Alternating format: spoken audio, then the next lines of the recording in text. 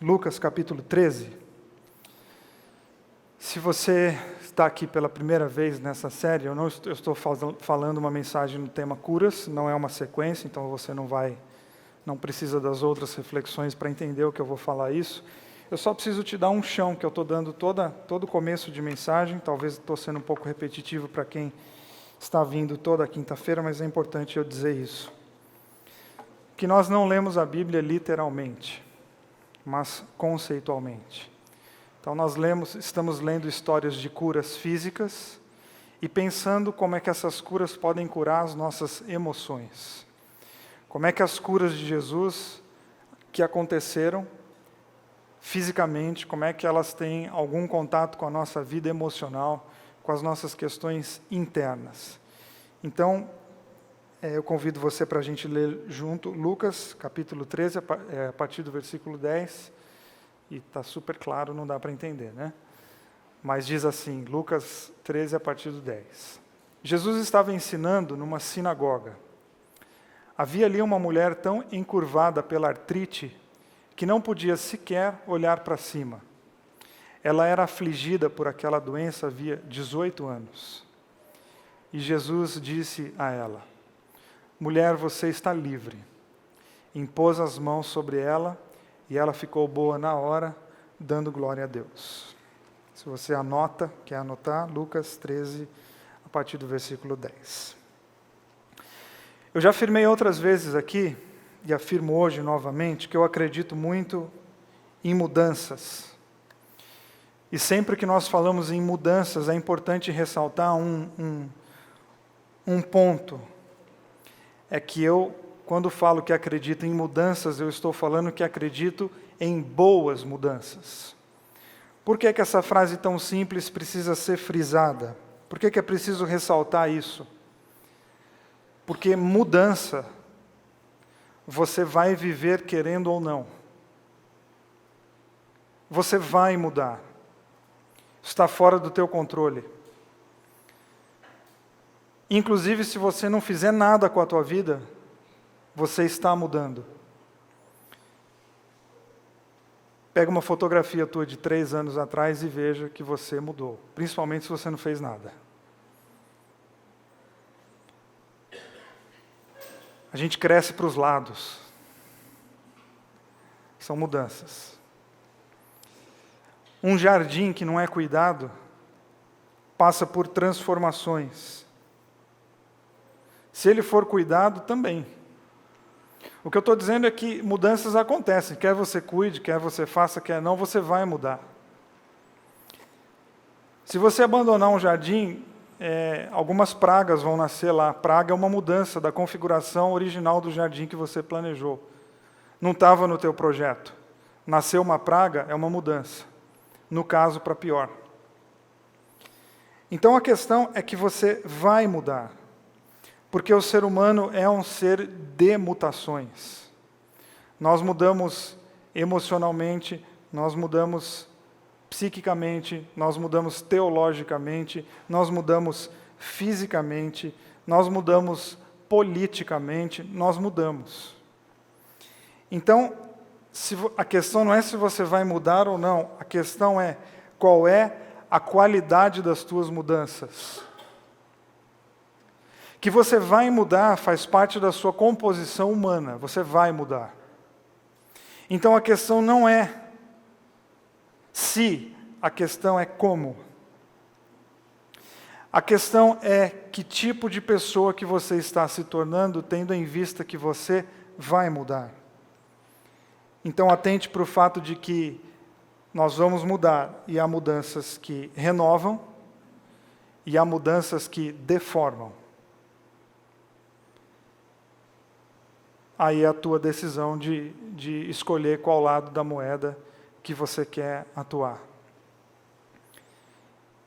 Então eu estou dizendo isso para você, que eu acredito em mudanças renovadoras, que eu acredito em boas mudanças, porque eu não poderia fazer o que eu faço. Eu anuncio uma mensagem que transforma as pessoas de uma maneira melhor. Eu trabalho como psicanalista e no meu consultório eu ajudo as pessoas a viverem por passarem por transformações para melhor. Então, se eu não acreditasse em boas mudanças, eu não podia ser o que eu sou, eu não podia estar falando aqui hoje à noite para vocês. Eu seria falso demais se eu não acreditasse em boas mudanças. Então, o que você precisa fazer para ser curado? Porque boas mudanças seriam um outro nome para cura. É quando algo que está te incomodando passa por uma transformação. Quando algo que está impedindo você de viver passa por uma mudança boa, o nome disso também pode ser cura. Então eu acredito que você, resumindo minha introdução, acredito que nós todos estamos mudando, queiramos ou não, nós vamos mudar. Boas mudanças são possíveis, desde que haja, e quem frequenta as quintas-feiras já está ficando decorando isso, você pode mudar para o bem, desde que haja um comprometimento radical de você com você mesmo. Você pode mudar. Você pode ser curado. Você pode alterar um status, uma situação, uma emoção que te incomoda demais. Você pode, desde que haja um comprometimento de entranhas teu com aquilo que te incomoda. Porque não existe mudança com o deixa para lá. Não existe mudança com oração forte, não. Não existe mudança com promessa, não. Não existe mudança com reza brava, não. Não existe mudança para o bem, todas para o bem. Com um copo d'água em cima da televisão, não. Existe mudança quando há uma disposição tua de se comprometer com aquilo que está te incomodando.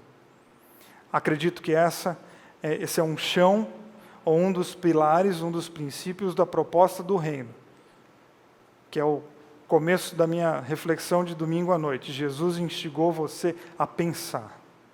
Se você começar a pensar, você vai começar a olhar para a tua vida. Se você começar a olhar para a tua vida, você vai ver que existem áreas que você precisa tomar mais cuidado do que outras. Mas, quero então pensar com você, pontuar com você algumas coisas que eu acredito serem muito importantes nesse teu processo de cura, e a primeira delas é você aprender a verbalizar aquilo que te machuca. Nós lemos um texto de uma mulher com artrite, a gente não sabe exatamente a causa da artrite dela, a gente não sabe exatamente o que é que acontece com aquela mulher para ela estar assim, mas o fato é que o texto que nós lemos diz que ela, há 18 anos, não consegue andar de cabeça erguida. Poxa, tendo em vista que nós não estamos lendo esse texto em sua literalidade, nós estamos olhando para o lado emocional e aquilo que nós podemos conectar com o texto, eu fico pensando quantas vezes nós não conseguimos andar com a cabeça erguida por tantas questões que nós carregamos,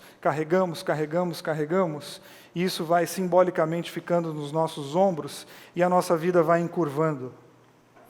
Nós somatizamos, a gente vai pegando uma coisa aqui, a gente pega uma coisa ali, a gente carrega outra aqui e outra colar, outras pessoas colocam nas nossas costas, e uma hora é o trabalho, uma hora é um país em sérios problemas políticos e econômicos, aí você perde o emprego, aí o seu casamento acaba, aí você começa a namorar, e o namoro não era aquilo tudo que você achava, um monte de coisa que vai colocando, e uma hora você está encurvado na vida. Você está emocionalmente arqueado, você não consegue mais enxergar as possibilidades da vida, porque quem está encurvado não consegue ver, pelo menos, as possibilidades da vida. Então eu arrisco dizer, essa mulher somatizou. O que é somatizar? É quando você não fala, o corpo fala por você. Os lábios se fecharam, mas os ombros falaram. A psicologia explica isso e a Bíblia também. Olha que legal o Salmo 32, escrito pelo rei Davi. Quando eu guardei tudo para mim, meus ossos se transformaram em pó. Minhas palavras eram gemidos intermináveis. A pressão nunca cessava, a ponto de todo o líquido do meu corpo secar. Então resolvi pôr tudo para fora. E eu disse, confessarei todos os meus pecados ao Eterno. De repente a pressão foi embora. Minha culpa evaporou e o meu pecado desapareceu. Aqui nós estamos falando de uma somatização sobre o olhar espiritual, a partir da fé. É uma dimensão religiosa. Como é que a gente lê esse texto? Eu leio da seguinte maneira: você acredita que existe uma maneira de se comportar. Eu acredito que vocês, ou a maioria que está aqui hoje à noite, são cristãos, ou pelo menos simpatizam com as ideias cristãs. Você entende que existe uma maneira de se comportar. Você entende que existem coisas que você precisa fazer. Você entende que essas coisas são boas de serem feitas. E aí você infringe esse padrão. Aí você quebra o comportamento. E por quebrar o comportamento, por infringir o padrão, você começa a se sentir pesado. Porque você não conseguiu cumprir com aquilo que você acredita que é certo. Aí você começa a se sentir pesado. Aí você se sente inadequado. Você se sente ferido porque você não deu conta do recado. E enquanto você não entrar em contato com isso, você não consegue sair dessa. É isso que Davi está falando. Eu pisei na bola, eu falhei grandão, eu pequei forte. E enquanto eu fiquei com isso fechado dentro de mim, aí chega o poeta. Os meus ossos secaram. Eu não conseguia sair da cama. Eu não conseguia me levantar, porque eu guardei tudo isso para mim. Até a hora que ele resolveu fazer o quê? Verbalizar. Até a hora que ele resolveu dar nome para aquilo que incomodava tanto. E a hora que ele fala, então ele se liberta daquilo que condenava. Olha como é importante você verbalizar aquilo que está dentro de você.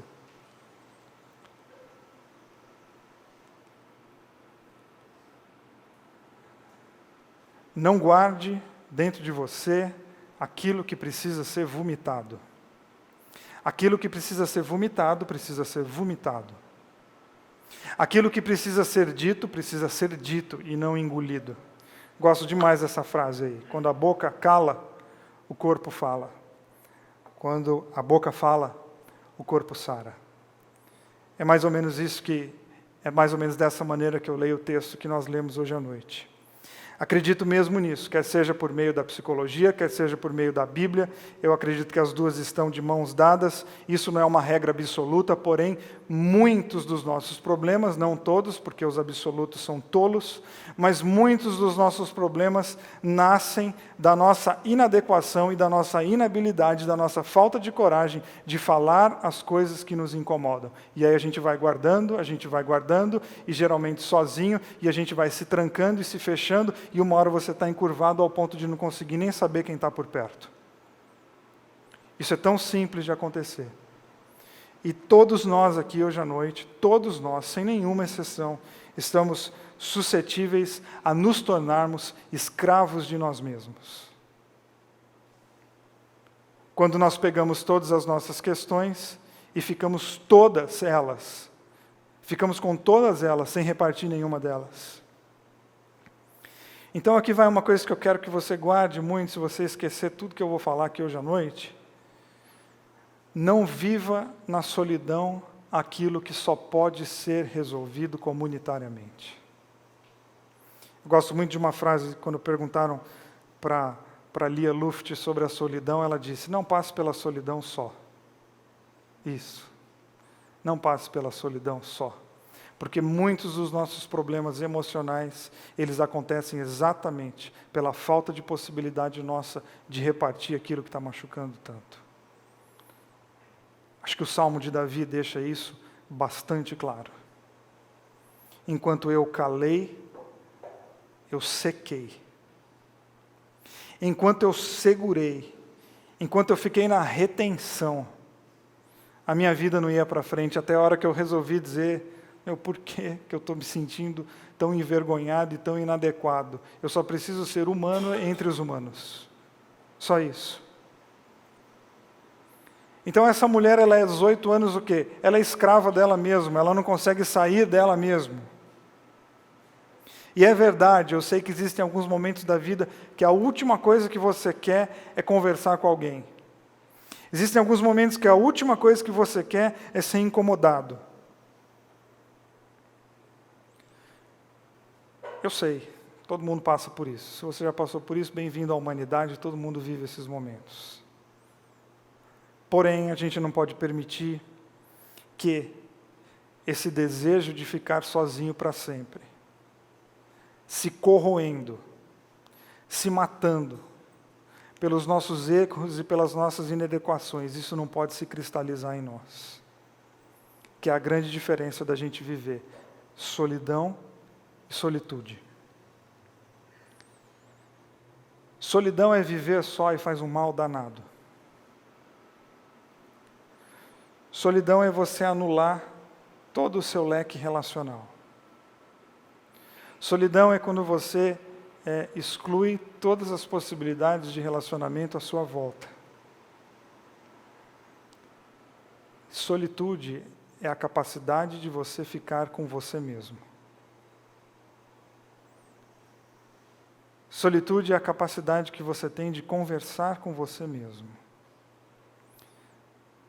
Não é solidão, porque você está com você mesmo.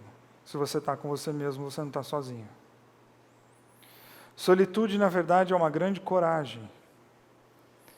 Porque a solitude te convoca a você pensar e questionar os porquês, as razões e os comos da sua vida.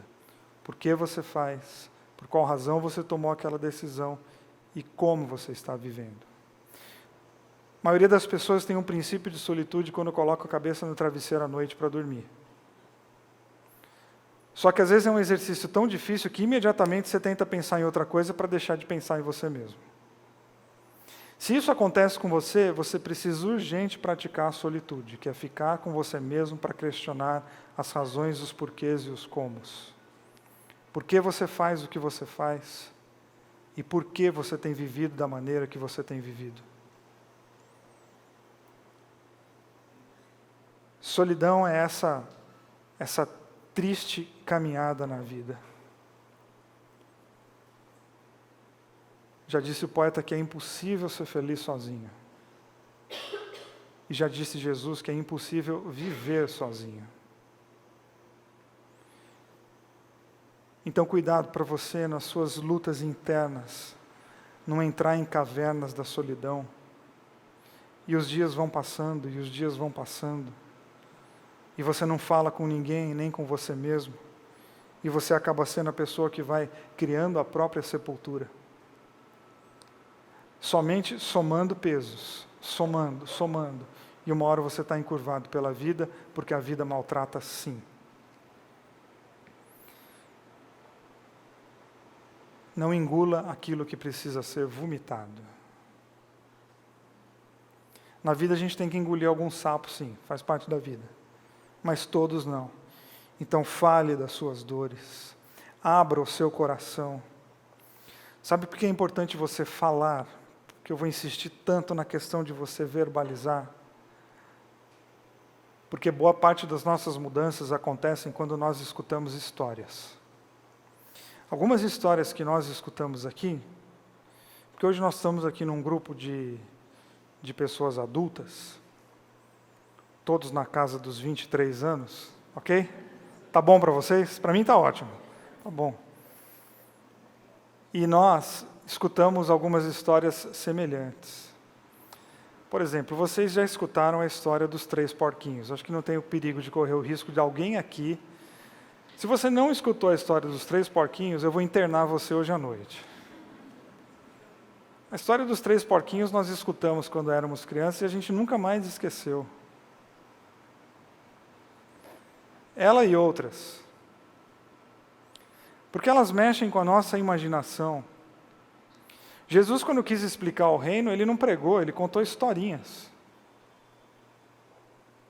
Porque elas mexem com a nossa imaginação. E uma história bem contada, ela nunca mais sai de dentro da gente.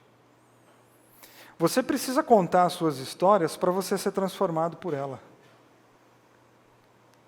Agora, você não precisa pensar. Porque pensar é diferente de falar. Porque ao falar você está contando, mas você também está escutando. Porque existem algumas coisas que nós pensamos, e no campo do pensamento, tudo bem. Agora, quando você fala aquilo, aí você... não acredito que eu fui falar isso. Pensar pode, falar não.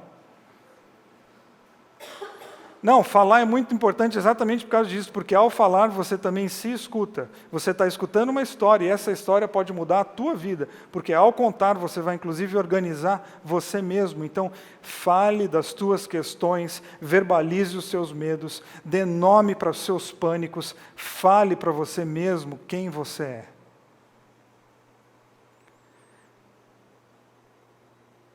Escolha alguém para contar suas histórias. Escolha bem escolhido, por favor.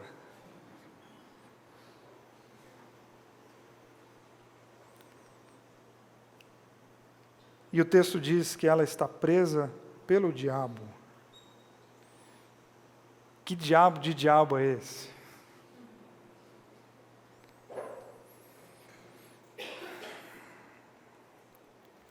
Tem gente que está encurvado por causa do diabo da amargura, porque a amargura é um diabo. Guarde no seu coração o seguinte: não tenha medo de um diabo ser. O ser, aquele lá que tem o chifrinho, o tridente. Fica tranquilo. Tenha medo desses diabos que invadem a nossa mente e acabam decidindo muito das nossas posturas. Tenha cuidado com o diabo do egoísmo, porque é um diabo. Porque o que é o diabo? É tudo aquilo que destrói a vida. Jesus, em João 10,10 diz: olha, o ladrão vem para roubar, matar e destruir. Eu vim para que vocês tenham vida. Diabo é o quê? Tudo o que pode destruir a tua vida. Tira essa ideia de, não, o diabo é uma pessoa. Não, o diabo é um monte de coisa que pode acabar com você. Tem gente que está arqueado por causa do diabo do egoísmo. Tem gente que não consegue mais andar por causa do diabo da amargura, que foi minha primeira reflexão aqui dessa série. Tem gente que está arqueado, sabe por quê? Por causa do diabo do consumismo, porque o consumismo é um diabo. De gente que está devendo até tudo. Por quê? Porque não consegue se controlar. Como é que é a história lá, que a gente cai na lógica de comprar o que não precisa com dinheiro que não tem para impressionar gente que a gente não gosta. Tá, isso é um diabo. Isso é um diabo. E dominante. Diabo macho alfa. Que a gente anda por aí e a gente é instigado a comprar coisas e de repente a gente não quer, de repente a gente precisa. Já se viu falando aí que eu preciso. Você precisa? Será mesmo que você precisa? Ou será mesmo que você negociou com você mesmo essa ideia para você falar que precisa, para justificar você ir lá e passar esse cartão mais uma vez? Aí depois chega a fatura, aí você fala, meu Deus. Não, você tem que falar assim, meu diabo. Não é Deus. Não tem nada a ver com Deus essa fatura. É exatamente a ausência de Deus, porque a sua irresponsabilidade arqueou. Tua vida financeira é o gráfico para baixo. Fale dos seus diabos. Fale das suas questões. Porque pode ser que ao falar, ao dar voz para isso, você vai dizer, eu não acredito que eu falei isso, eu não acredito que eu fiz isso, eu não acredito que eu estou com essa postura, eu não acredito. Problemas que encurvam a nossa vida, todos nós temos. A questão é se a gente vai dar conta no sentido de encarar, ou se a gente vai passar a vida somatizando, colocando nas costas e sublimando, fingindo que eles não existem. Duas posturas totalmente possíveis a nós. Ficar adquirindo peso, absorvendo diabos e caindo naquela velha conversa. Não, mas eu estou no controle, a hora que eu quiser eu paro. Não, a hora que você falar essa frase é porque você já dançou grandão e não tem mais como você sair daí sem ajuda. Essa frase aí, não, a hora que eu quiser eu paro. Tá. Depois a gente conversa então. Então fale, porque quando a boca cala, o corpo fala, e quando a boca fala, o corpo sara. Aprenda a verbalizar suas questões, porque talvez ao falar você vai conseguir levantar a cabeça e ver o mundo que está à sua frente, as possibilidades que você tem, e as possibilidades que estão sendo roubadas de você enquanto você está se escondendo sozinho, anulado, anulada. Há 18 anos, eu acho legal esses números da Bíblia, há 20 anos, há 18 anos, há 38 anos. Pô, 18 anos é o quê? É uma sequência de 1, 2, 3? Não, 18 anos é o seguinte, essa mulher está uma vida assim. Porque 18 anos é uma vida. Ah, ele foi curado e ele é cego de paralítico. É 38 anos que ele está. 38 anos não é uma sequência de anos necessariamente, é uma vida. É a vida passando e essa pessoa encurvada, por quê? Porque ela não dá conta das questões dela. Então tome cuidado com os teus pesos. E a outra pergunta que eu faço para você é, esses pesos que você está carregando hoje, que deixam a tua vida tão complicada e que você fica desejando cura, você já parou para pensar se eles são seus?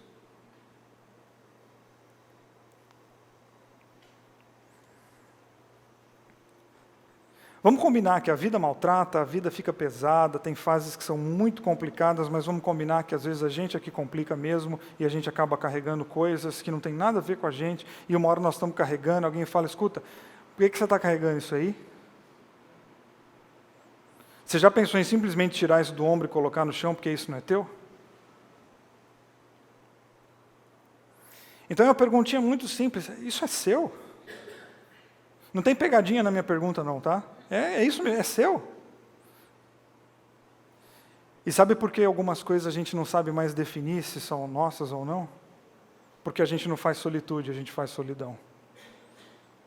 E você só vai descobrir se são teus ou não se você fizer solitude. Se você parar para pensar o que te machuca, o que está te ferindo, o que é seu e o que os outros jogaram nas tuas costas e que você está carregando à toa. Existe uma pergunta muito importante que eu sempre faço para as pessoas que eu atendo no meu consultório, e eu já perdi alguns pacientes por causa dela. Mas eu vou continuar fazendo. Sabe quando a vida está toda errada e você faz um monte de queixa, e a vida é isso, a vida é aquilo, mas isso não acontece, mas aquilo também, e é só reclamação, você é uma mala de reclamações. Aí o Freud vem e faz uma perguntinha genial, como geralmente são as perguntas elaboradas pelos gênios, que é assim, qual é a sua responsabilidade na desordem da qual você se queixa? Volta em quinta que vem. Precisa ir embora.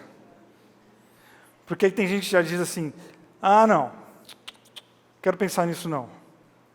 Não, você não está reclamando dizendo que está tudo ruim? Ok, está ruim mesmo. Mas qual é a tua parte nesse latifúndio? O quanto dessa fazenda enorme que está bagunçada, quantos alqueires são teus? Porque pode saber, algum é teu. Aí você vai dizer assim, não, o meu não é nada. Então você tem outro problema, que chama omissão. Então não tem para onde correr. É muito importante fazer essa pergunta. Por mais que ela não tenha resposta, porque ela é muito difícil de ser respondida. Né? Você olha para todos os problemas da tua vida e diz, eu fiz um cálculo e cheguei aqui, 22,5% é problema meu. Não, isso não existe. Você não precisa ter a resposta, você só precisa ter coragem de fazer a pergunta. Você está encurvado, você não consegue mais olhar a vida, está tudo extremamente complicado? Sim, ok, tem coisas que é responsabilidade dos outros colocarem em você, é o desemprego, é o fim de relacionamentos, ok. Agora, quanto disso é teu? Agora, eu pergunto isso não é para gerar culpa, é para gerar consciência. Porque só você admitindo que existe uma parte sua nessa história, que você vai conseguir minimamente enxergar essa história e sair dessa história. Então, existe pelo menos duas maneiras da gente ler essa pergunta, né? A primeira é essa que eu falei, é esse confronto, né? De você reclamar de todos, mas e você? Você fala que todos precisam mudar atitudes e comportamentos, ok, é verdade, todos precisam, mas você faz parte do todos, né? Quando a gente diz que todo mundo precisa mudar, a gente faz parte do todo mundo. E o outro olhar é o olhar da liberdade, que é você assim, o que é seu aí nessa história? Porque talvez você está se responsabilizando por coisas que não são tuas. Então tem o olhar da responsabilidade, do confronto. E tem o olhar da libertação, de falar assim, não para. Tua responsabilidade nessa história existe, mas não é isso aí que você está pensando. Você está se culpando, você está se martirizando por coisas que não são tuas.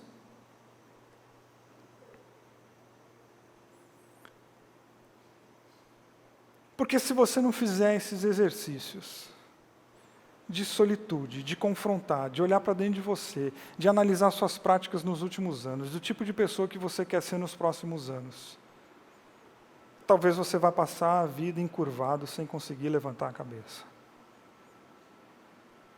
18 anos passam assim. Essa sala pode testemunhar isso com facilidade. Que você sonhou tanto fazer 18 anos, e hoje você olha para trás e fala, que saudade dos meus 18 anos. Porque passa.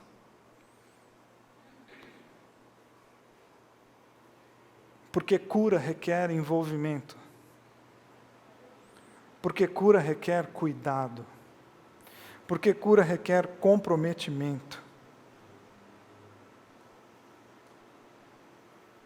E Jesus continua dizendo para as pessoas, levanta, você não precisa ficar assim. Levanta, você é livre, você não precisa viver de cabeça baixa com vergonha da tua história. Você só precisa aprender a ler a sua história.